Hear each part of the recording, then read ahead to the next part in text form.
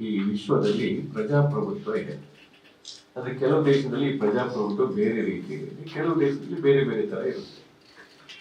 ಈಗ ಹೆಚ್ಚಿಗೆ ಏನಾಗಿದೆ ಅಂತಂದ್ರೆ 3-4 ತರದ ಆಡಳಿತವನ್ನು ಕೆಲವು ದೇಶಗಳೆಲ್ಲ ನೋಡ್ತಾ ಇದ್ದೀವಿ.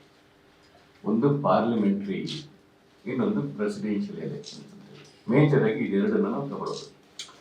ಈಗ ಪ್ರೆಸಿಡೆನ್ಷಿಯಲ್ ಎಲೆಕ್ಷನ್ ಅಲ್ಲಿ ಪ್ರೆಸಿಡೆನ್ಷಿಯಲ್ ಒಂದು ರೀತಿಯಲ್ಲಿ ಏನಿರುತ್ತೆ ಅಂತ ಹೇಳಿದ್ರೆ, ಅಲ್ಲಿ ನೇರವಾಗಿ ಜನರಿಂದ ಅವರು ಆಯ್ಕೆ ಆಗಿರ್ತಾರೆ. ನಂತರ ಅಲ್ಲಿ ಯಾವುದೇ ಪಕ್ಷದಲ್ಲಿ ಅದೊಂದು ಅಪೋಸಿಷನ್ ಲೀಡರ್ ಅಂತ ಇರೋದಿಲ್ಲ. ಅಲ್ಲಿ that is not a constitutional power, is a presidential method of democracy.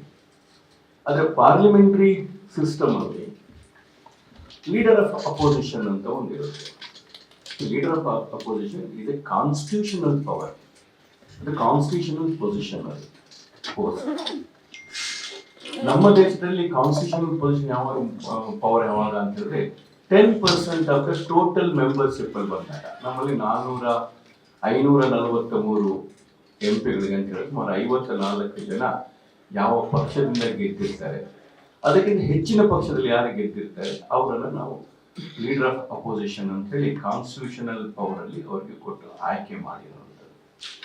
Constitutional power ಬಂದಂತ ಒಬ್ಬ ಅಧಿಕೃತ LOP ಲೀಡರ್ ಆಫ್ ಅಪೋಸಿಷನ್ ಈ ಕಾನ್ಸ್ಟಿಟ್ಯೂಷನ್ ಬಹಳ ಸ್ಪಷ್ಟವಾಗಿ ಹೇಳ್ತಾರೆ. ಅದನ್ನ ಏನಂತ ಹೇಳಿದ್ರೆ, ಅವರನ್ನ ಶಾಡೋ ಪ್ರೈಮ್ ಮಿನಿಸ್ಟರ್ ಅಥವಾ shadow chief minister, shadow premier ಅಂತ ಹೇಳಿ ಅವರನ್ನ ಕರೀತಾರೆ. ಹೈರಾರ್ಕಿಯಲ್ಲಿ ಅವರು 7ನೇ ಸ್ಥಾನದಲ್ಲಿ ಬರ್ತಾರೆ. President, vice president, speaker, prime ministers, ಆಮೇಲೆ 2 ಸಭೆಯ ಸ್ಪೀಕರ್ಗಳನ್ನೆಲ್ಲ ತಗೊಂಡ್ಮೇಲೆ 7ನೇ ಸ್ಥಾನದಲ್ಲಿ ಒಂದು ಲೀಡರ್ ಆಫ್ ಅಪೋಸಿಷನ್ ಅಂತ ಬರುತ್ತೆ.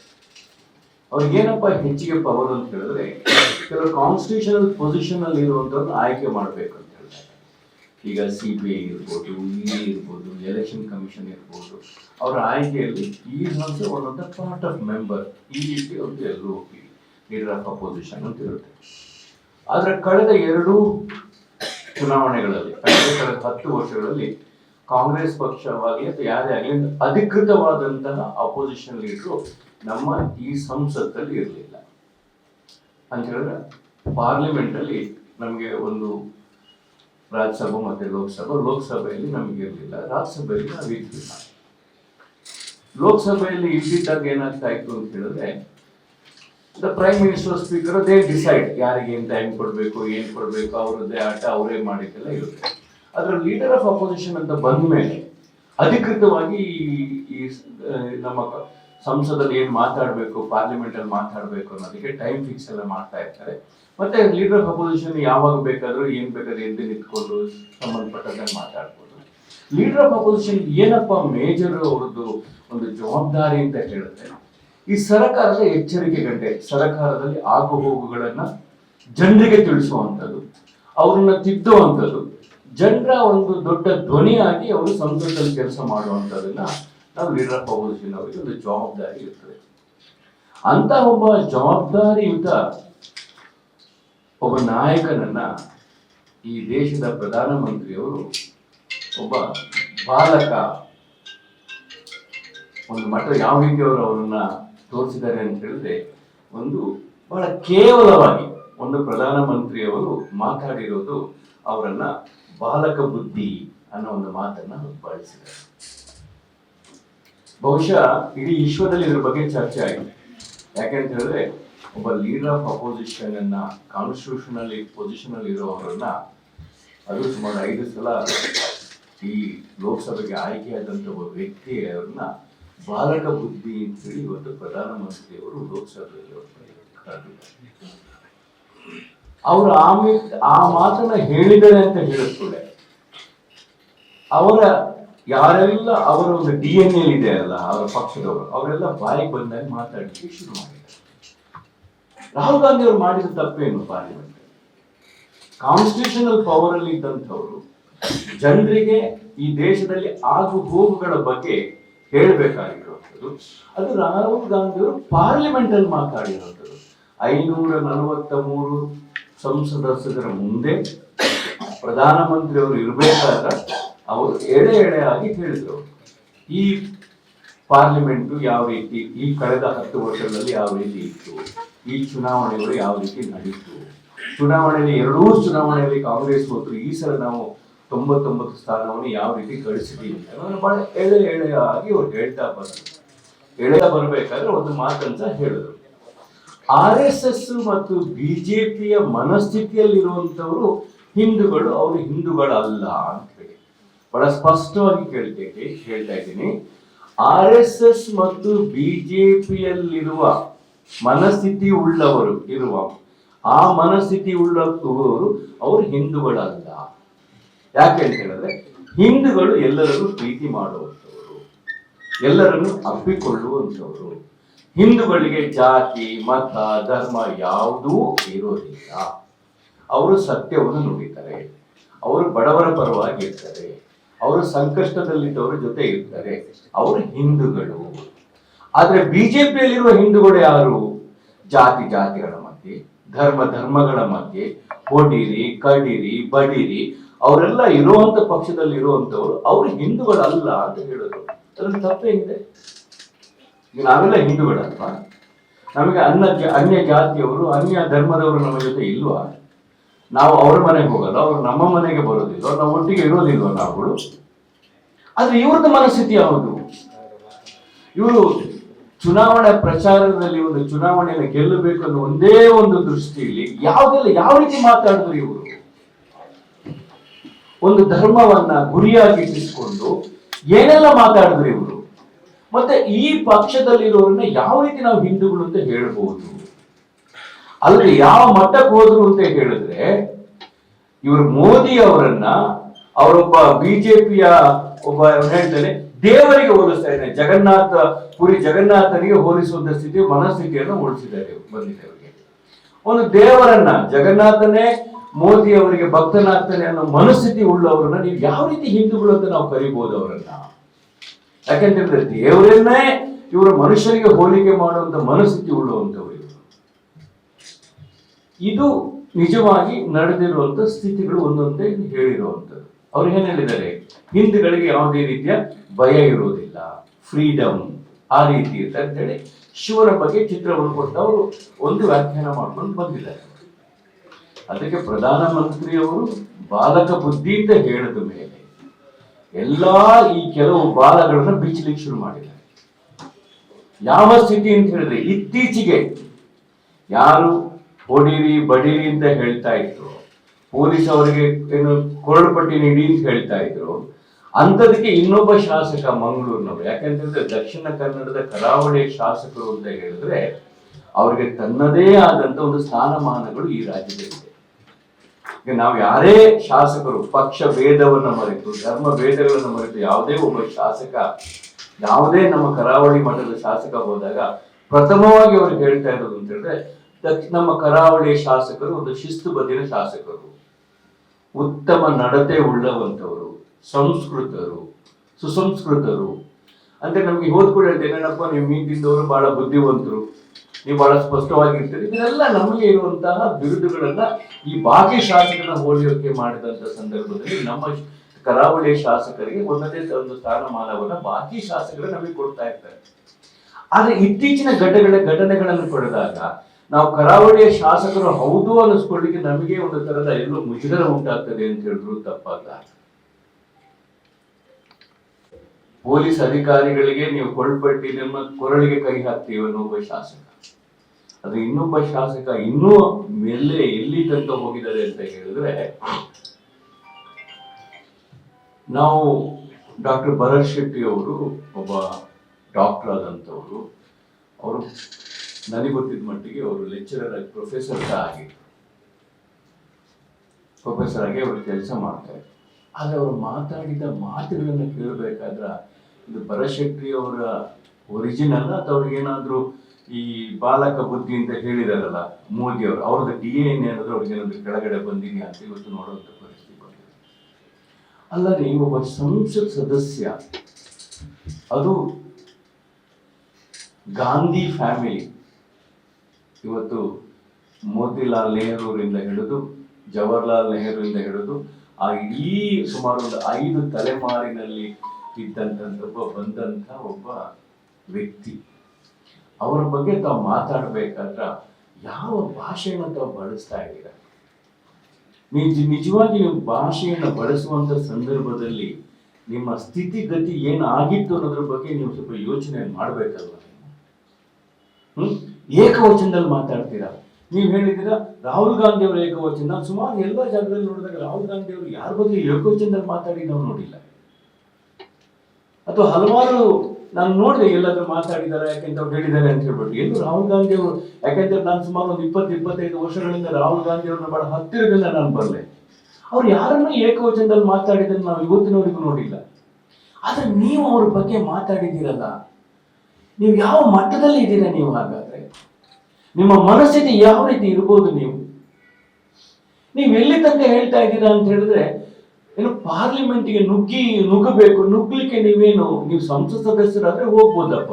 ಇಲ್ಲದೆ ನುಗ್ಗಬೇಕು ಅಂತ ಯಾವ ರೀತಿ ನುಗ್ಗಬೇಕು ಅಂತ ಹೇಳಿದ್ದೀರಾ ನೀವು? ಅದು ಶಸ್ತ್ರಾಸ್ತ್ರಗಳನ್ನ ನಾವು ತೆಗಿತೀವಿ ಅಂತೇಳಿ ಅದನ್ನ ಇಟ್ಕೊಳ್ಳಿಕ್ಕೆ ನೀವೇನಾದ್ರು ಟೆರರಿಸ್ಟ್ ನೀವು? ಅದನ್ನ ತಗೊಂಡು ಹೋಗ್ಲಿಕ್ಕೆ ಇದ್ರ ಬಗ್ಗೆ ನೀವು ಯೋಚನೆ ಮಾಡ್ಬೇಕಲ್ವಾ? ಈಗ ಅವ್ರು ಹೇಳಿರೋದು, ಮೋದಿ ಅವರ ಮುಂದೆ ಹೇಳಿರುವಂತದ್ದು ಮಾತುಗಳನ್ನ ಇವತ್ತೇನಾದ್ರೂ ರಾಹುಲ್ ಗಾಂಧಿ ಅವರು ಮಾತಾಡಿದ್ದಾರೆ ಅಂತ ಹೇಳಿದಾಗ 543 ಜನರುಗಳ ಮುಂದೆ ಮಾತಾಡಿರುವಂತದ್ದು. ನಿಮ್ಮದೇ ಆದಂತ ಗೃಹ ಮಂತ್ರಿಗಳಿದ್ರು, ನಿಮ್ಮದೇ ಆದ ಸ್ಪೀಕರ್ ಅವರಿದ್ರು, ನಿಮ್ಮದೇ ಆದಂತ ಎಲ್ಲ ಮಂತ್ರಿಗಳಿದ್ರು, ಅವರ ಮುಂದೆ ಇವರು ಮಾತಾಡಿರುವಂತ ಮಾತುಗಳು. ನಿಮಗೆ ಉತ್ತರವನ್ನು ಕೊಡ್ಬೇಕಾದ್ರೆ ಲೋಕಸಭೆಯಲ್ಲಿ ನೀವು ಉತ್ತರವನ್ನು ಕೊಡಿ. ಅದಕ್ಕೆ ಮೋದಿ ಅವರು ಉತ್ತರವನ್ನು ಕೊಟ್ಟಿದ್ದಾರೆ, ಕೊಡ್ಲಿ. ಆದ್ರೆ ನೀವು ಯಾವ ಮಟ್ಟಕ್ಕೆ ಮಾತಾಡ್ತಾ ಇದ್ದೀರಾ ಇವತ್ತು? ಆದ್ರಿಂದ ಬಹಳ ಸ್ಪಷ್ಟವಾಗಿ ನಾನು ಹೇಳ್ತಾ ಇದ್ದೀನಿ, ಮಾನ್ಯ ಭರತ್ ಶೆಟ್ಟಿ ಅವರೇ, ತಾವೊಬ್ಬ ಶಾಸಕರು, ಸಂವಿಧಾನದ ಹುದ್ದೆಯಲ್ಲಿ ನಿಮಗೂ ತಮ್ಮ ಪ್ರೋಟೋಕಾಲ್ ಅಲ್ಲಿ ಬರುವಂತವ್ರು. ತಾವು ಮಾತಾಡ್ಬೇಕಾದ್ರ ತಾವೊಬ್ಬರು ಮಾತಾಡೋದ್ರಿಂದ ನಿಮ್ಮ ಪಕ್ಷದ ಬಗ್ಗೆ ಅಭಿಪ್ರಾಯ ಇರ್ಬೋದು, ಆದ್ರೆ ಶಾಸಕರು ಅಂತ ಹೇಳಿದ್ರು, ಕರಾವಳಿ ಭಾಗದ ಶಾಸಕರು ಅಂತ ಹೇಳಿದ್ರೆ ಇಡೀ ಕರಾವಳಿ ಜನತೆಗೆ ಒಂದು ಅವಮಾನ, ಶಾಸಕರುಗಳಿಗೆ ನಮಗದ ಅವಮಾನ ಅಂತ ಇದೆ. ನಾವು ನಿಮ್ಮನ್ನ ಶಾಸಕರು ಅನ್ಬೇಕು ಅಥವಾ ನಾವು ಶಾಸಕರು ಅಂತ ಕರ್ಕೊಳ್ಬೇಕು ಅನ್ನೋ ಒಂದು ಪ್ರಶ್ನೆ ನಮಗೆ ಉದ್ಭವ ಆಗ್ತಾ ಇದೆ. ಅದರಿಂದ ಈ ರೀತಿಯ ಮಾತುಗಳನ್ನ ಯಾವುದೋ ಒಂದು ಪ್ರಚಾರಕ್ಕೆ ಅಥವಾ ಯಾರನ್ನ ಮೆಚ್ಚಿಸಲಿಕ್ಕೆ ನೀವು ಇದನ್ನು ಮಾತಾಡ್ತಾ ಇದ್ದೀರಾ ನೀವು? ಅಥವಾ ತಮಗೆ ಯಾರಾದ್ರೂ ಹೇಳಿದ್ದಾರೆ ಈ ರೀತಿ ಏನಾದ್ರು ಮಾತಾಡಿದ್ರೆ ನೀವೇನಾದ್ರೂ ಎಲಿವೇಶನ್ ಮಾಡ್ತೀವಿ ಅಂತ ಏನಾದ್ರು ಹೇಳಿದ್ದಾರೆ ನಿಮಗೆ? ಆದ್ದರಿಂದ ತಾವು ಮಾತಾಡ್ಬೇಕಾದ್ರೆ ತಮ್ಮ ನಾಲಿಗೆಯನ್ನ ಹರಿಬಿಡಬೇಕಾದ್ರೆ ಸ್ವಲ್ಪ ಯೋಚನೆಯನ್ನ ಮಾಡಿ. ನೀವು ರಾಹುಲ್ ಗಾಂಧಿ ಅವರ ತನಕ ಹೋಗೋದಲ್ಲ, ಕಾಂಗ್ರೆಸ್ ಪಕ್ಷದ ಒಬ್ಬ ಕಾರ್ಯಕರ್ತನ ಹತ್ರ ಬರ್ಲಿಕ್ಕೆ ಸಹ ನಿಮಗೆ ಆಗೋದಿಲ್ಲ. ಕಾಂಗ್ರೆಸ್ ಪಕ್ಷದ ಕಾರ್ಯಕರ್ತ ಯಾರಪ್ಪ ಅಂತ ಹೇಳಿದ್ರೆ ಅವ್ನಿಗೆ ಯಾವುದೇ ರೀತಿಯ ಅಧಿಕಾರ ಏನೂ ಬೇಡ, ಅವನು ಕಾಂಗ್ರೆಸ್ ಪಕ್ಷದಲ್ಲಿ ಇರುವಂತವನು. ಆದ್ರೆ ತಾವು ಅಧಿಕಾರಕ್ಕೋಸ್ಕರ ಒಂದು ಪಕ್ಷದಿಂದ ಇನ್ನೊಂದು ಪಕ್ಷಕ್ಕೆ ಹೋದಂತವ್ರು, ತಾವು ಅಧಿಕಾರವನ್ನು ಬಯಸಿ ಹೋದಂತವ್ರು. ಆದ್ರೆ ಕಾಂಗ್ರೆಸ್ ಪಕ್ಷದಲ್ಲಿರೋ ಆ ರೀತಿ ಅವರಲ್ಲ. ಹಾಗಾಗಿ ಕಾಂಗ್ರೆಸ್ ಪಕ್ಷದ ನಾಯಕರನ್ನ ಮಾತಾಡೋದಕ್ಕಿಂತ ಮುಂಚೆ ತಮ್ಮನ್ನ ತಾವು ಅರ್ಥಕೊಳ್ಳಿ, ತಮ್ಮ ವಾಸ್ತವ ಸ್ಥಿತಿಗಳನ್ನ ಅರ್ಥಕೊಳ್ಳಿ. ಕಾಂಗ್ರೆಸ್ ಪಕ್ಷದ ಕಾರ್ಯಕರ್ತರ ಬಗ್ಗೆ ಮಾತಾಡ್ಬೇಕಾದ್ರೆ ಸ್ವಲ್ಪ ಎಚ್ಚರಿಕೆಯಿಂದ ಇರಬೇಕು ಅಂತ ನಾನು ಹೇಳಿಕ್ ಬಯಸ್ತಾ ಇದ್ದೇನೆ. ಇನ್ನು ಮುಂದಿನ ದಿನಗಳಲ್ಲಿ ಪೊಲೀಸರು ಸಹ ನಮ್ಮ ಜೊತೆ ಬರ್ತಾರೆ ಅಂತ ಹೇಳಿ, ಪೊಲೀಸರು ಇವ್ರ ಜೊತೆ ಬರೋದ್ರಲ್ಲಿ ಬಹಳ ಹತ್ತಿರದ ಇದೆ ಅಂತ ಹೇಳಿದ್ರೆ ತಪ್ಪಾಗ್ಲಾರ್ದು. ಇದೇ ರೀತಿ ಈ ಶಾಸಕರುಗಳು ಮಾತಾಡ್ತಾ ಹೋದ್ರೆ, ಬಹುಶಃ ನಾನು ಮೊನ್ನೆ ಒಂದು ಕೇರಳದ ವಾಟ್ಸಪ್ ಅಲ್ಲಿ ನೋಡ್ತಾ ಇದ್ದೆ, ಒಬ್ಬ ಶಾಸಕ ಒಬ್ಬ ಪೊಲೀಸ್ ಅವರಿಗೆ ಮಾತಾಡಿದಾಗ ಯಾವ ರೀತಿಯ ಒಂದು ಅವರಿಗೆ ಉಪಚಾರವನ್ನು ಮಾಡಿದ್ದಾರೆ ಅಂತ ಹೇಳಿ, ಆ ರೀತಿಯ ಉಪಚಾರಗಳು ತಮಗೆ ಮುಂದಿನ ದಿನಗಳಲ್ಲಿ ಬರ್ತದೆ ಅಂತ ಹೇಳಿದ್ರು ತಪ್ಪಾಗಲಾರದು. ಹಾಗಾಗಿ ಸಂವಿಧಾನ ಹುದ್ದೆಯಲ್ಲಿ ಇರುವಂತವ್ರ ಬಗ್ಗೆ ತಾವು ಯಾವ ಸಂವಿಧಾನಿಕವಾಗಿ ಅಧಿಕಾರವನ್ನು ಹೊಂದಿದ್ದೀರಾ ತಾವು ಮಾತಾಡ್ಬೇಕಾದ್ರ ಅದು ಬಿಡಿ. ಯಾವುದೇ ಒಬ್ಬ ದೇಶದ ಒಂದು ಪ್ರಜೆಯ ಬಗ್ಗೆ ಒಬ್ಬ ಮಾತಾಡ್ಬೇಕಾದ್ರೆ ನಮ್ಮಲ್ಲಿ ಸಂಸ್ಕೃತ ಇರಬೇಕು, ಸುಸಂಸ್ಕೃತರಾಗಿ ಇರಬೇಕು, ಬಹುವಚನದಲ್ಲಿ ಮಾತಾಡೋದನ್ನ ಕಲಿರಿ ನೀವು ಅಂತ ಹೇಳಲಿಕ್ಕೆ ನಾನು ಬಯಸ್ತಾ ಇರೋದು. ಅದೇ ರೀತಿ ನಮ್ಮ ಹಲವಾರು ಇವತ್ತು ಸಂಘಟನೆಗಳು ಅದನ್ನ ಯಾಕೆಂತ ಹೇಳಿದ್ರೆ ಪ್ರತಿಭಟನೆಯನ್ನ ಮಾಡುವ ಮೂಲಕ ನಾವು ಹೇಳಿದ್ವಿ ಬಹಳ ಸ್ಪಷ್ಟವಾಗಿ ಪ್ರತಿಭಟನೆಗಳನ್ನ. ಯಾಕೆಂತ ಹೇಳಿದ್ರೆ ಅವರು ಹೊಡಿರಿ, ಕಡಿರಿ, ಬಡಿರಿ ಅಂತ ಹೇಳಿ ಅವರ ಸಂಸ್ಕೃತಿ ಇರ್ಬೋದು, ಆದ್ರೆ ನಾವು ಅದನ್ನ ಮಾಡೋದಕ್ಕೆ ಬಯಸೋರಲ್ಲ. ಕಾಂಗ್ರೆಸ್ ಪಕ್ಷದಲ್ಲಿರುವಂಥವ್ರು ಶಾಂತಿ ಪ್ರಿಯರು, ಕಾಂಗ್ರೆಸ್ ಪಕ್ಷದಲ್ಲಿರೋರು ಎಲ್ಲರನ್ನು ಪ್ರೀತಿಸುವಂಥವ್ರು ಅಂತ ನಾನು ಹೇಳಲಿಕ್ಕೆ ಬಯಸ್ತಾ ಇದ್ದೇನೆ. ಅದೇ ರೀತಿ ನಾನು ಇಲ್ಲಿಯ ಪೊಲೀಸ್ ಅಧಿಕಾರಿಗಳಿಗೆ ನಾನು ಮನವಿ ಮಾಡ್ಕೊಳ್ತಾ ಇರೋದು ಯಾಕೆ ಅಂತ ಹೇಳಿದ್ರೆ, ತಾವು ಸಮಯ ಬಂದಾಗ ನಾನು ಏನು ಶಸ್ತ್ರಾಸ್ತ್ರಗಳನ್ನು ತೆಗಿತೀವಿ ಅಂತ ಹೇಳಿದ್ದೀರಲ್ಲ, ಹಾಗಾದ್ರೆ ಅದನ್ನ ಎಲ್ಲಿ ಇಟ್ಟಿದ್ದೀರಾ ಅಂತದನ್ನ ನಾವು ಅದನ್ನ ಕೇಳಬೇಕಾಗಿದೆ. ಅದು ಯಾವ ರೀತಿಯ ಶಸ್ತ್ರಾಸ್ತ್ರಗಳನ್ನ ತಾವು ಇಟ್ಕೊಂಡಿದ್ದೀರಾ? ಯಾಕೆಂತಂದ್ರೆ ಶಸ್ತ್ರಾಸ್ತ್ರಗಳನ್ನು ಇಟ್ಕೊಳ್ಳುವಂಥದ್ದು ಕಾನೂನಿನ ಪ್ರಕಾರ ಅದು ಲೈಸೆನ್ಸ್ ಇದ್ದರೆ ನಾವು ಯಾವುದನ್ನು ಇಟ್ಕೊಳ್ಲಿಕ್ಕೆ ಆಗೋದಿಲ್ಲ ಅಲ್ವಾ ಬಾಬಾ ಅವರೇ? ಹಾಗಾಗಿ ಇಲ್ಲಿ ನಾವು ವರಿಷ್ಠ ಅಧಿಕಾರಿ ಹತ್ರ ನಾನು ಒಂದು ಮನವಿ ಮಾಡ್ಕೊಳ್ತಾ ಇದ್ದೀವಿ. ಅದೇ ರೀತಿ ನಮ್ಮ ಜಿಲ್ಲಾಧ್ಯಕ್ಷ ಹತ್ರ ಹೇಳಿದ್ದೀವಿ, ಅವ್ರ ಹತ್ರ ಅದನ್ನ ಕೇಳಬೇಕು, ನಿಮ್ಮ ಹತ್ರ ಯಾವ್ದಾದ್ರು ಶಸ್ತ್ರಾಸ್ತ್ರ ಇದೆಯಾ, ನಿಮ್ಗೆ ಅದಕ್ಕೆ ಲೈಸೆನ್ಸ್ ಇದೆಯಾ? ಯಾಕೆಂದ್ರೆ ಇಂಥ ಹೇಳಿಕೆಗಳನ್ನು ಕೊಡೋದು ಏನಾಗುತ್ತೆ, ಇದೆಲ್ಲ ಪ್ರಚೋದನಕಾರಿಯಾದಂತ ಹೇಳಿಕೆಗಳು, ಇದು ಜನರನ್ನ ಪ್ರಚೋದನೆ ಮಾಡುವಂಥದ್ದು. ಯಾಕೆಂತಂದ್ರೆ ಒಬ್ಬ ಪಕ್ಷದ ಒಬ್ಬ ಶಾಸಕ ಆಗ್ಲಿ, ಒಬ್ಬ ಮಂತ್ರಿ ಆಗ್ಲಿ, ಒಬ್ಬ ನಾಯಕನಾಗ್ಲಿ ಈ ರೀತಿ ಮಾತಾಡ್ತಾರೆ ಅಂತ ಹೇಳ್ಬೇಕಾದ್ರೆ ಅವರನ್ನ ಫಾಲೋ ಮಾಡುವಂತವ್ರು ಬಹಳಷ್ಟು ಜನ ಇರ್ತಾರೆ.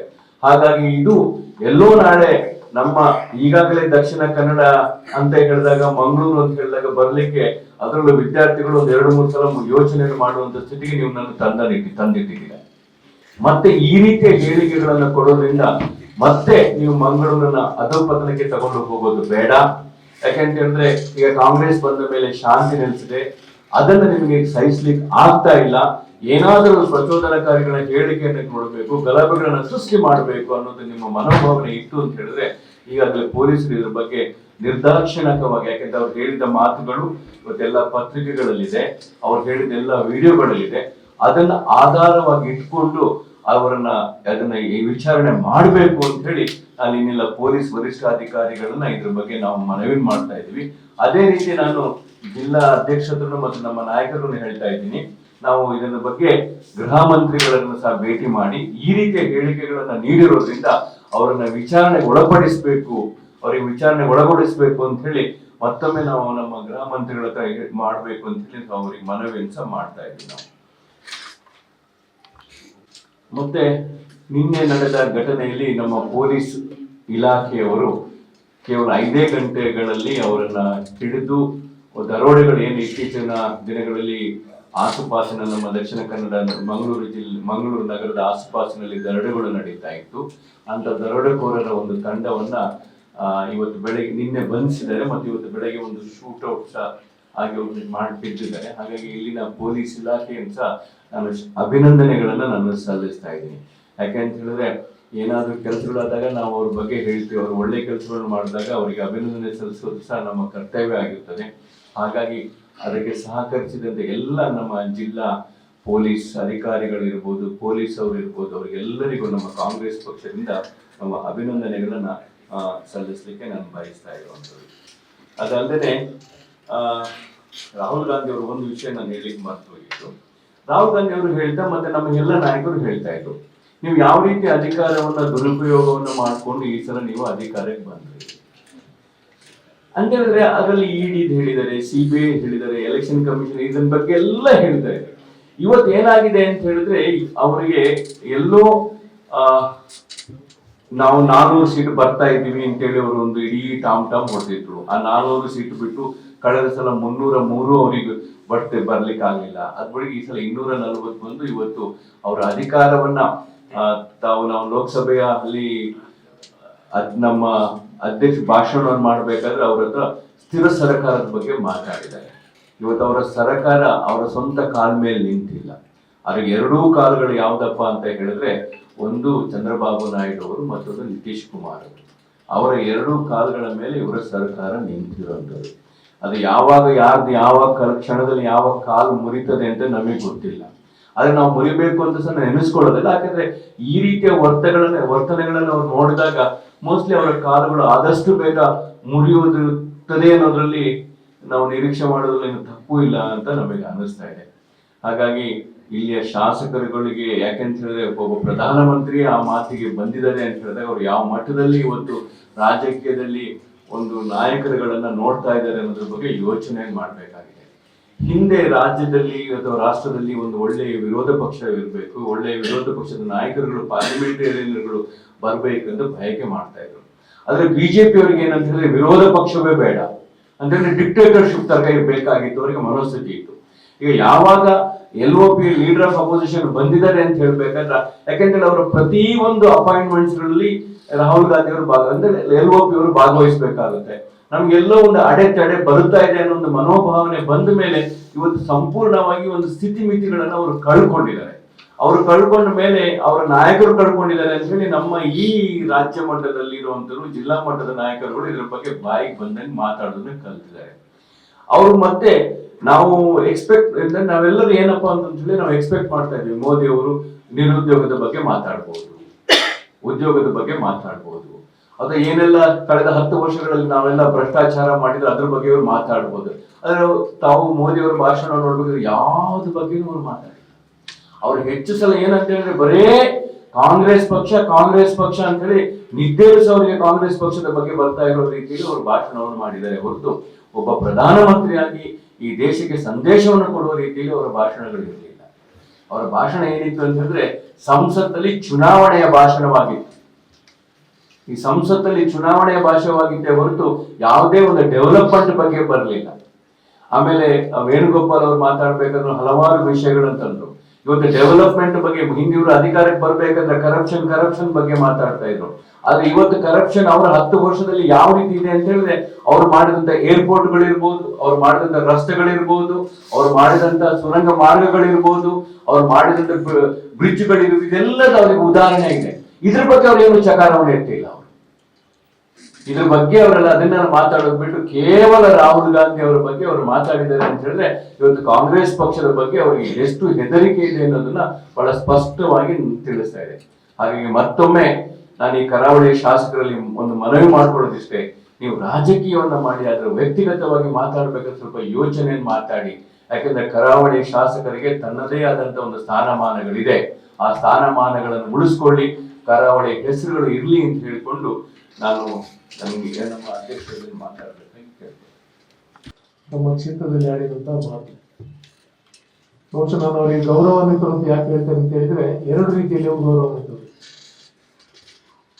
ಇಡೀ ಕರ್ನಾಟಕ ರಾಜ್ಯದಲ್ಲಿ 7.5 ಕೋಟಿ ಜನಸಂಖ್ಯೆಯಲ್ಲಿ 300 ಜನ ಶಾಸಕರು, 224 ಜನ ಶಾಸಕರು, ಒಬ್ಬರು ನಾಮನಿರ್ದೇಶಕರು, 75 ಜನ ಮೇಲ್ಮನೆಯ ಸದಸ್ಯರು. ಈ 7.5 ಕೋಟಿ ಜನರಲ್ಲಿ ಈ 300 ಜನರಿಗೆ ಅವಕಾಶ ವಿಧಾನಸಭೆ ವಿಧಾನ ಪರಿಷತ್ನಲ್ಲಿ ಹೋಗ್ಲಿಕ್ಕೆ, ಅದರಲ್ಲಿ ಅವರು ಒಬ್ಬರು. ಆದ್ದರಿಂದ ಅವರು ಗೌರವಾನ್ವಿತರು. ಮತ್ತೊಂದು ಅವರು ಪ್ರತಿಷ್ಠಿತವಾದಂಥ ಒಂದು ಕ್ಷೇತ್ರದಲ್ಲಿ ಸೇವೆಯನ್ನ ಮಾಡಬಹುದು. ಅವರೊಬ್ಬರು ಡೆಂಟಿಸ್ಟ್, ಡಾಕ್ಟರ್, ವೈದ್ಯರನ್ನ ದೇವರು ಅಂತ ಕೂಡ ಕರೀತಾರೆ. ಅವರಷ್ಟು ಗೌರವ, ಅಲ್ಲಿ ಕೂಡ ಅವರು ಗೌರವಾನ್ವಿತರು. ಇಂಥ ಒಬ್ಬ ಗೌರವಾನ್ವಿತ ನಾಯಕರ ಬಾಯಲ್ಲಿ ಈ ಕೊಳಕು ಮಾತುಗಳು ಬರ್ತವೆ ಅಂತ ಹೇಳಿದ್ರೆ ನಾವು ಊಹಿಸ್ಲಿಕ್ಕೆ ಕೂಡ ಸಾಧ್ಯ ಇಲ್ಲ. ಬಹುಶಃ ಈ ಕೊಳಕು ಬಾಯಿ ಅವರಿಗೆ ದೇವರು ಯಾಕೆ ಕೊಟ್ಟಿದ್ದಾನೆ ಅನ್ನುವಂಥದ್ದೇ ನಮ್ಗೆ ಈಗ ಪ್ರಶ್ನೆ. ಅವರನ್ನ ಒಂದು ರೀತಿಯಲ್ಲಿ ನೋಡಿದ್ರೆ ಅವರು ಇನ್ನೂ ಆ ವೈದ್ಯಕೀಯ ವೃತ್ತಿಯಿಂದ ಅವರು ನಿವೃತ್ತರಾಗಬೇಕು. ಯಾಕೆಂದ್ರೆ ಇಡೀ ದೇಶದ ಕೋಟ್ಯಾಂತರ ವೈದ್ಯರಿಗೆ ಅವರು ಅಪಮಾನವನ್ನು ಮಾಡಿದ್ದಾರೆ. ಇಡೀ ದೇಶದ ಜನಪ್ರತಿನಿಧಿಗಳಿಗೆ, ಶಾಸಕರಿಗೆ ಅವರು ಅವಮಾನವನ್ನು ಮಾಡಿದ್ದಾರೆ. ಅವರು ಶಾಸಕತ್ವಕ್ಕೆ ಕೂಡ ರಾಜೀನಾಮೆಯನ್ನು ಕೊಡಬೇಕು. ಅವರ ಈ ಒಂದು ಮಾತು ಏನಿದೆ ರಾಹುಲ್ ಗಾಂಧಿ ಅವರ ಬಗ್ಗೆ ಅವರು ಆಡಿದಂಥದ್ದು, ಇದನ್ನು ದಕ್ಷಿಣ ಕನ್ನಡ ಜಿಲ್ಲಾ ಕಾಂಗ್ರೆಸ್ ಖಂಡಿಸ್ತದೆ ಮತ್ತು ನಮ್ಮೆಲ್ಲ ಕಾಂಗ್ರೆಸ್ನ ಕಾರ್ಯಕರ್ತರು ಕೂಡ ಖಂಡಿಸ್ತಾರೆ. ನಾವು ಜಿಲ್ಲೆಯ ಎಲ್ಲಾ ಬ್ಲಾಕ್ಗಳಲ್ಲಿ ಕೂಡ ಪ್ರತಿಭಟನೆಯನ್ನು ಹಮ್ಮಿಕೊಂಡಿದ್ದೇವೆ. ಈಗಾಗಲೇ ಬೆಳಿಗ್ಗೆ ಮಂಗಳೂರು ವಿಧಾನಸಭಾ ಕ್ಷೇತ್ರದ, ಮಂಗಳೂರು ದಕ್ಷಿಣ ವಿಧಾನಸಭಾ ಕ್ಷೇತ್ರದಿಂದ ಪ್ರತಿಭಟನೆಯನ್ನು ಮಾಡಿದ್ದೇವೆ. ನಾಳೆ ಸುರತ್ಕಲ್ ವಿಧಾನಸಭಾ ಕ್ಷೇತ್ರದವರು ಕಾವೂರಿನಲ್ಲಿ ಮಾಡ್ತಾ ಇದ್ದಾರೆ, ಶುಕ್ರವಾರ ಉಳ್ಳಾಗದಲ್ಲಿ ಮಾಡ್ತಾ ಇದ್ದಾರೆ. ಹಾಗೆ ಬೇರೆ ಬೇರೆ ವಿಧಾನಸಭಾ ಕ್ಷೇತ್ರಗಳಲ್ಲಿ 3 ದಿವಸಗಳಲ್ಲಿ ಎಲ್ಲಾ ಕಡೆ ಶಾಸಕರ ವಿರುದ್ಧ ಪ್ರತಿಭಟನೆಯನ್ನು ನಾವು ಕಾಂಗ್ರೆಸ್ ಪಕ್ಷದಿಂದ ಹಮ್ಮಿಕೊಂಡಿದ್ದೇವೆ. ಈಗಾಗಲೇ ಅವರ ಮೇಲೆ FIR ದಾಖಲಾತಿ ಆಗಿದೆ. ನಿನ್ನೆ FIR ಅನ್ನ ದಾಖಲಾತಿ ಮಾಡಿದ ನಮ್ಮ ಪಕ್ಷದ ಎಲ್ಲ ಮುಖಂಡರು ಕೂಡ ಒತ್ತಡವನ್ನು ಹೇರಿ ಅವರ ವಿರುದ್ಧ ಪ್ರಕರಣ ದಾಖಲಾಗಿದೆ. ಮಾತ್ರವಲ್ಲ, ಅವರನ್ನು ಬಂಧಿಸಬೇಕು, ಅವರಿಗೆ ಬಗ್ಗೆ ಸೂಕ್ತವಾದಂತಹ ತನಿಖೆಯನ್ನ ಕೈಗೊಳ್ಳಬೇಕು ಅಂತ ಹೇಳಿ ನಾನು ವಿನಂತಿಯನ್ನ ಮಾಡ್ತೇನೆ. ಇಷ್ಟಾದರೂ ಅವರು ಮಾತನಾಡಿದ್ದು ಯಾರ ವಿರುದ್ಧವಾಗಿ? ರಾಹುಲ್ ಗಾಂಧಿ ಅವರು. ಬಹುಶಃ ಅವರು ಇತಿಹಾಸ ಓದಲಿಲ್ಲ, ಭಾರತ ದೇಶದ ಇತಿಹಾಸವನ್ನು ಓದಲಿಲ್ಲ. ನೆಹರು ಕುಟುಂಬ ಅಂದ್ರೆ ಯಾವ ಕುಟುಂಬ? ಈ ದೇಶದಲ್ಲಿ ಒಂದು ಪ್ರತಿಷ್ಠಿತ ಮತ್ತು ಅಗರ್ಭ ಶ್ರೀಮಂತ ಕುಟುಂಬ ನೆಹರು ಕುಟುಂಬ. ಅದರ 5ನೇ ತಲೆಮಾರಿನ ಕುಡಿ ರಾಹುಲ್ ಗಾಂಧಿ ಅವರು. ನೆಹರೂರವರು, ಮೋತಿಲಾಲ್ ನೆಹರೂರವರು, ಜವಾಹರ್ಲಾಲ್ ನೆಹರೂರವರು ಸ್ವಾತಂತ್ರ್ಯ ಹೋರಾಟಗಾರರು. ಸುಮಾರು 11 ವರ್ಷಗಳ ಕಾಲ ನಮ್ಮ ಪ್ರಧಾನಿಯಾಗಿದ್ದಂತಹ ಜವಾಹರ್ಲಾಲ್ ನೆಹರೂರವರು ಸ್ವಾತಂತ್ರ್ಯ ಹೋರಾಟದಲ್ಲಿ ಜೈಲು ಸೇರಿದವರು. ಅವರ ಮಗಳು ಶ್ರೀಮತಿ ಇಂದಿರಾ ಗಾಂಧಿ ಅವರು ಈ ದೇಶದಲ್ಲಿ 14 ವರ್ಷಗಳ ಕಾಲ ಪ್ರಧಾನಮಂತ್ರಿಯಾಗಿ ದೇಶ ಸೇವೆಯನ್ನು ಮಾಡಿದವರು. ಅವರ ಮಗ ರಾಜೀವ್ ಗಾಂಧಿ ಅವರು ಪ್ರಧಾನಮಂತ್ರಿಯಾಗಿ ಈ ದೇಶದ ಯುವಕರ ಕಣ್ಮಣಿ ಅಂತ ಹೆಸರುಗಳನ್ನ ಗಳಿಸಿಕೊಂಡವರು. ಈ ದೇಶವನ್ನ 21ನೇ ಶತಮಾನಕ್ಕೆ ಕೊಂಡೋಗುವಂತಹ ಕನಸನ್ನು ಕಂಡವರು. ಅವರ ಮಗ ರಾಹುಲ್ ಗಾಂಧಿ ಅವರು. ಇತಿಹಾಸ ಇದೆ, ಆ ಪ್ರತಿಷ್ಠಿತ ಕುಟುಂಬಕ್ಕೆ ಒಂದು ಇತಿಹಾಸ ಇದೆ. ಭರತ್ ಶೆಟ್ಟರಿಗೆ ಏನ್ ಇತಿಹಾಸ ಇದೆ? ಭರತ್ ಶೆಟ್ಟರ ಚರಿತ್ರೆಯನ್ನು ನೋಡಿದ್ರೆ ಅವರು ಮಾಡಿದಂತ ಕೆಲಸಗಳು ಏನು, ಅವರ ವೈಯಕ್ತಿಕವಾಗಿ ನಾವು ಮಾತಾಡಬಾರದು. ಒಬ್ಬ ಅವರನ್ನ ನಾಗರಿಕರು ಅಂತ ಹೇಳಲಿಕ್ಕೂ ನಮಗೆ ನಾಚಿಕೆ ಆಗ್ತದೆ. ಅಂತವರು ಈ ನೆಹರು ಕುಟುಂಬದ ಬಗ್ಗೆ ಅವಹೇಳನಕಾರಿ ಮಾತು, ಅವರು ಹುಚ್ಚ ಅಂತ ಹೇಳ್ತಾರೆ. ಬಹುಶಃ ಇಡೀ ದೇಶದ ಜನರು ರೊಚ್ಚಿಗೆ ಇದ್ರೆ ಇವರಿಗೆ ಹುಚ್ಚು ಇರಬಹುದು. ಅಂತ ಪರಿಸ್ಥಿತಿ ನಿರ್ಮಾಣಕ್ಕೆ ಕೈ ಹಾಕಿದ್ದಾರೆ. ಅವರ ನಾಲಿಗೆಯನ್ನ, ಕೊಳಕು ನಾಲಿಗೆಯನ್ನ ಹತೋಟಿಯಲ್ಲಿ ಇಟ್ಟುಕೊಂಡ್ರೆ ಒಳಿತು. ಮತ್ತು ಅವರು ರಾಹುಲ್ ಗಾಂಧಿ ಅವರ ಕೆನ್ನೆಗೆ ಹೊಡೆಯುವುದಲ್ಲ, ಅವರ ವಿಧಾನಸಭಾ ಕ್ಷೇತ್ರದಲ್ಲಿ ಒಬ್ಬ ಕಾಂಗ್ರೆಸ್ ಕಾರ್ಯಕರ್ತರ ವಿರುದ್ಧ ಅವರು ಧೈರ್ಯದಿಂದ ನಿಲ್ಲಿಸಿ ಅವರನ್ನು ಪ್ರಶ್ನಿಸುವಂತಹ ಒಂದು ಧೈರ್ಯ ಇದ್ರೆ ಅವರು ಕಾಂಗ್ರೆಸ್ ಕಾರ್ಯಕರ್ತರ ಸುದ್ದಿಗೆ ಬರುವಂತ ಅವರು ನೋಡ್ಬೋದು. ಪರಿಸ್ಥಿತಿ ಅನ್ನುವಂಥದ್ದು ಇವತ್ತು ಅವರು ಹಿಂದುತ್ವದ ಬಗ್ಗೆ ರಾಹುಲ್ ಗಾಂಧಿ ಅವರು ಮಾತನಾಡಿದ್ದಾರೆ. ಹಿಂದುತ್ವವನ್ನು ನಾವು ಕಾಪಾಡ್ತೇವೆ, ಹಿಂದುತ್ವದ ರಕ್ಷಣೆ ಮಾಡಲಿಕ್ಕೆ ನಾವು ಬಿಜೆಪಿಯವರು ಮಾತ್ರ ಸಾಧ್ಯ ಅನ್ನೋದನ್ನ ಹೇಳಿದ್ದಾರೆ. ಬಹುಶಃ ಹಿಂದೂ ಧರ್ಮವನ್ನು ಯಾರು ಕಾಪಾಡಬೇಕಾಗಿಲ್ಲ. ಹಿಂದೂ ಧರ್ಮವೇ ಅಂತ ಹೇಳ್ತದೆ ಅಂತ ಹೇಳಿದ್ರೆ ಅಹಿಂಸೆ ಮತ್ತು ಅದರ ಧರ್ಮದಲ್ಲಿ ಏನಿದೆ ಅದನ್ನು ನಾವು ಪಾಲಿಸಿದರೆ ಹಿಂದೂ ಧರ್ಮ ತನ್ನಷ್ಟಕ್ಕೆ ಉಳಿತದೆ. ಹಿಂದೂ ಧರ್ಮವನ್ನು ರಕ್ಷಣೆ ಯಾರು ಮಾಡಬೇಕಾಗಿಲ್ಲ. ಆ ಹಿಂದೂ ಧರ್ಮದ ತತ್ವಗಳು ಏನಿದ್ದಾವೆ ಅದನ್ನು ನಾವು ಸರಿಯಾಗಿ ಪಾಲಿಸಿದರೆ ಈ ದೇಶದಲ್ಲಿ ಹಿಂದೂ ಧರ್ಮಕ್ಕೆ ಯಾವುದೇ ಧಕ್ಕೆ ಇರುವುದಿಲ್ಲ. ನಾವು ನಮ್ಮ ಧರ್ಮವನ್ನು ಗೌರವಿಸಿ ಇನ್ನೊಂದು ಧರ್ಮವನ್ನು ಅಷ್ಟೇ ಗೌರವಿಸಿದರೆ ಹಿಂದೂ ಧರ್ಮವನ್ನು ಯಾರೆಂದು ಏನೂ ಮಾಡಲಿಕ್ಕೆ ಆಗುವುದಿಲ್ಲ. ಬಹುಶಃ ಹಿಂದೂ ಧರ್ಮಕ್ಕೆ ಇವತ್ತು ಆತಂಕ ಒಡ್ಡಿದವರು ಬಿಜೆಪಿಯವರು ಮತ್ತು RSS ನವರು. ಬಿಜೆಪಿಯವರಿಂದಾಗಿ ಹಿಂದೂ ಧರ್ಮ ಹಾಳಾಗ್ತಾ ಇದೆ. ಯುವಕರ ಕೈಗೆ ಕತ್ತಿ ಕೊಡ್ತಾ ಇದ್ದಾರೆ, ಯುವಕರನ್ನ ಬೀದಿಗಿಳಿಸ್ತಾ ಇದ್ದಾರೆ, ಸಮಾಜದ ಬಡ ಯುವಕರನ್ನ ಜೈಲಿಗೆ ತಳ್ತಾ ಇದ್ದಾರೆ, ಎಷ್ಟೋ ಜನ ಅಮಾಯಕ ಯುವಕರು ಬಲಿಯಾಗಿದ್ದಾರೆ. ಇಂಥ ಕೆಲಸ ಇವತ್ತು ಬಿಜೆಪಿ RSS ನವರು ಮಾಡ್ತಾ ಇದ್ದಾರೆ. ಇದು ಹಿಂದೂ ಧರ್ಮಕ್ಕೆ ಅವರು ಮಾಡ್ತಾ ಇರುವಂತಹ ದ್ರೋಹ. ಹಿಂದೂ ಧರ್ಮದ ಮತ ಪಡಿಬೇಕು ಅನ್ನುವಂಥ ಉದ್ದೇಶದಿಂದ ರಾಮ ಮಂದಿರವನ್ನ ಇಷ್ಟರವರೆಗೆ ತರ್ತಾ ಇದ್ರು, ರಾಮ ಮಂದಿರವನ್ನ ಕಟ್ಟಿದ್ರು. ರಾಮ ಮಂದಿರದ ಬ್ರಹ್ಮ ಕಲಶೋತ್ಸವ ಕೂಡ ಆಯಿತು. ಯಾವ ರೀತಿಯಲ್ಲಿ ಆಗಿದೆ? ಹಿಂದೂ ಧರ್ಮದ ಪರಿಪಾಲಕರು, ಹಿಂದೂ ಧರ್ಮದ ಸಂರಕ್ಷಕರು ರಾಮ ಮಂದಿರದಲ್ಲಿ ಬ್ರಹ್ಮ ಕಲಶೋತ್ಸವ ಮಾಡಿದಾಗ ಏನ್ ಮಾಡಿದ್ದಾರೆ? ಈಗ ಸೋರ್ತಾ ಇದೆ ಅನ್ನುವಂತ ಮಾತು ಬಂದಾಗ ಮಾತು ಬಂತು, ಅದು ನಮ್ದು ದೇವಸ್ಥಾನ ಸಂಪೂರ್ಣ ಆಗಲಿಲ್ಲ, ಒಂದು ಅಂತಸ್ತು ಮಾತ್ರ ಆಗಿದೆ, ಮೇಲಿನ ಅಂತಸ್ತುಗಳು ಕೆಲಸ ಆಗ್ತಾ ಇದೆ, ಆದ್ದರಿಂದ ಅದು ಸೋರಿದೆ, ಅದರಲ್ಲಿ ಏನೂ ದೋಷ ಇಲ್ಲ ಅನ್ನುವಂಥ ಮಾತನ್ನ ಸ್ವಾಮೀಜಿಯವರು ಕೂಡ ಹೇಳಿದರು. ಬಹುಶಃ ಹಿಂದೂ ಧರ್ಮದಲ್ಲಿ ಒಂದು ದೇವಸ್ಥಾನ ಕಟ್ಟಿ ಬ್ರಹ್ಮಕಲಶೋತ್ಸವ ಆಗ್ಬೇಕಾದ್ರೆ ಆ ದೇವಸ್ಥಾನ ಸಂಪೂರ್ಣ ಆಗಿರ್ಬೇಕು. ಅದರ ತುದಿಯಲ್ಲಿ ಒಂದು ಕಲಶವನ್ನು ಇಟ್ಟು ಬ್ರಹ್ಮಕಲಶ ಮಾಡಿ ಸಂಪೂರ್ಣವಾಗಿ ಮಾಡುವಂಥದ್ದು. ಮತ್ತೆ ಆ ದೇವಸ್ಥಾನವನ್ನು ಮುಟ್ಬೇಕಾದ್ರೆ ಮತ್ತೆ ಬ್ರಹ್ಮಕಲಶೋತ್ಸವ ಆಗ್ಬೇಕು. ಇದೇನ್ ಮಾಡಿದ್ದಾರೆ ರಾಮ ದೇವಸ್ಥಾನ ಇವರು? ಒಂದು ಅಂತಸ್ತು ಮಾಡಿ ಬ್ರಹ್ಮಕಲಶೋತ್ಸವ ಮಾಡಿದ್ದಾರೆ, ಮತ್ತೆ ಅಲ್ಲಿ ಕೆಲಸ ಆಗುವಾಗಿಲ್ಲ, ಮತ್ತೆ ಕೆಲಸ ಪ್ರಾರಂಭ ಆಗಿದೆ. ಬ್ರಹ್ಮಕಲಶೋತ್ಸವ ಆಗ್ಬೇಕಾದ್ರೆ ತಂತ್ರಿಗಳು ಮತ್ತು ಅರ್ಚಕರು ಬಿಟ್ರೆ ಉಳಿದವರಿಗೆ ಗರ್ಭಗುಡಿಗೆ ಪ್ರವೇಶ ಇಲ್ಲ. ಅದು ದೇಶದ ಪ್ರಧಾನಮಂತ್ರಿ ಆಗಲಿ, ರಾಷ್ಟ್ರಪತಿ ಆಗಲಿ, ಮುಖ್ಯಮಂತ್ರಿ ಆಗಲಿ, ಗವರ್ನರ್ ಆಗಲಿ, ಯಾರೇ ಆಗಲಿ ಅದಕ್ಕೆ ಪ್ರವೇಶ ಇಲ್ಲ. ಗೌರವಾನ್ವಿತ ಪ್ರಧಾನಮಂತ್ರಿ ನರೇಂದ್ರ ಮೋದಿ ಅವರು ಬ್ರಹ್ಮಕಲಶೋತ್ಸವ ಆಗುವಾಗ ಒಳಗೆ ಹಾಜರಿರ್ತಾರೆ. ರಾಷ್ಟ್ರಪತಿಗಳಿಗೂ ಆಹ್ವಾನ ಕೊಡಬೇಕಿತ್ತು, ಯಾವ ಕಾರಣಕ್ಕೆ ಕೊಡಲಿಲ್ಲ ಅಂತ ಗೊತ್ತಿಲ್ಲ. ಆದರೆ ಧರ್ಮ ವಿರೋಧಿ ಕೆಲಸವನ್ನು ಅವರು ಮಾಡಿದ್ದಾರೆ. ಆ ಧರ್ಮ ವಿರೋಧಿ ಕೆಲಸ ಮಾಡಿದಂತ ಪಾಪವನ್ನ ಅವರು ಅಯೋಧ್ಯೆಯಲ್ಲಿ ಅನುಭವಿಸಿದ್ದಾರೆ. ಬಿಜೆಪಿ ಅವರ ಪಾರ್ಲಿಮೆಂಟ್ ಸದಸ್ಯರು ಹೀನಾಯವಾಗಿ ಸೋತಿದ್ದಾರೆ. ಉತ್ತರ ಪ್ರದೇಶ ಇಡೀ ರಾಜ್ಯದಲ್ಲಿ ಸೋತಿದ್ದಾರೆ. ಇನ್ನು ಈ ಬಿಜೆಪಿಗೆ ಉಳಿಗಾಲ ಇಲ್ಲ. ಎಲ್ಲ ಹಿಂದೂಗಳಿಗೆ ಕೂಡ ಅರ್ಥ ಆಗಿದೆ. ರಾಹುಲ್ ಗಾಂಧಿ ಅವರು ಏನ್ ಹೇಳಿದ್ದಾರೆ ಅಂತ ಹೇಳಿದ್ರೆ, ಬಿಜೆಪಿ RSS ನವರ ಹಿಂದುತ್ವ ನಮ್ದಲ್ಲ, ಅವರು ಮಾತ್ರ ಹಿಂದೂಗಳಲ್ಲ, ನಾವು ಕೂಡ ಹಿಂದೂಗಳೇ. ಈ ದೇಶದಲ್ಲಿ ಹಿಂದೂ ಅಂತ ಹೇಳುವವರು ಭಾರತೀಯ ಜನತಾ ಪಕ್ಷ ಮತ್ತು RSS ನವರಿಗೆ ಈ ಹಿಂದುತ್ವವನ್ನ ಮಾರಲಿಲ್ಲ ಅನ್ನುವಂಥ ವಿಚಾರವನ್ನು ಹೇಳಿದ್ದಾರೆ. ಅದು ಸರಿ ಅಂತ ಹೇಳಿ ಶಂಕರಾಚಾರ್ಯರು ಕೂಡ ತಮ್ಮ ಮಾತನ್ನ ಪುನರುಚ್ಚರಿಸಿದ್ದಾರೆ. ಆದ್ರಿಂದ ಹಿಂದೂ ಧರ್ಮದ ಅವನತಿಗೆ ಕಾರಣವಾದ ಬಿಜೆಪಿಯವರು ಮತ್ತು RSS ನವರು ಸನ್ಮಾನ್ಯ ಭರತ್ ಶೆಟ್ಟಿ ಅವರ ಪಾರ್ಟಿಯವರು, ಆ ಪಾರ್ಟಿಯವರು ಭರತ್ ಶೆಟ್ಟಿ ಅವರು. ಆದ್ರಿಂದ ಹಿಂದೂ ಧರ್ಮದ ವಿರೋಧಿ ಭರತ್ ಶೆಟ್ಟಿ ಅಲ್ಲದೆ ರಾಹುಲ್ ಗಾಂಧಿ ಅವರು ಅಲ್ಲ ಅನ್ನೋದನ್ನು ಅವರು ತಿಳ್ಕೊಳ್ಬೇಕು ಮತ್ತು ಆ ಸದಸ್ಯತ್ವಕ್ಕೆ ಅವರು ರಾಜೀನಾಮೆ ಕೊಡಬೇಕು. ಇಡೀ ದೇಶದ ಜನತೆಯ, ವೈದ್ಯರ, ಜನಪ್ರತಿನಿಧಿಗಳ ಕ್ಷಮೆಯನ್ನು ಅವರು ಯಾಚಿಸಬೇಕು. ಅವರ ಮೇಲೆ ಈಗಾಗಲೇ FIR ದಾಖಲಾಗಿದೆ, ಅವರನ್ನು ಬಂಧಿಸಬೇಕು ಅಂತ ಹೇಳಿ ಕೂಡ ನಾವು ಪೊಲೀಸರನ್ನ ಒತ್ತಾಯಪಡಿಸಿದ್ದೇವೆ ಮತ್ತು ಇದನ್ನು ಖಂಡಿಸಿದ್ದೇವೆ.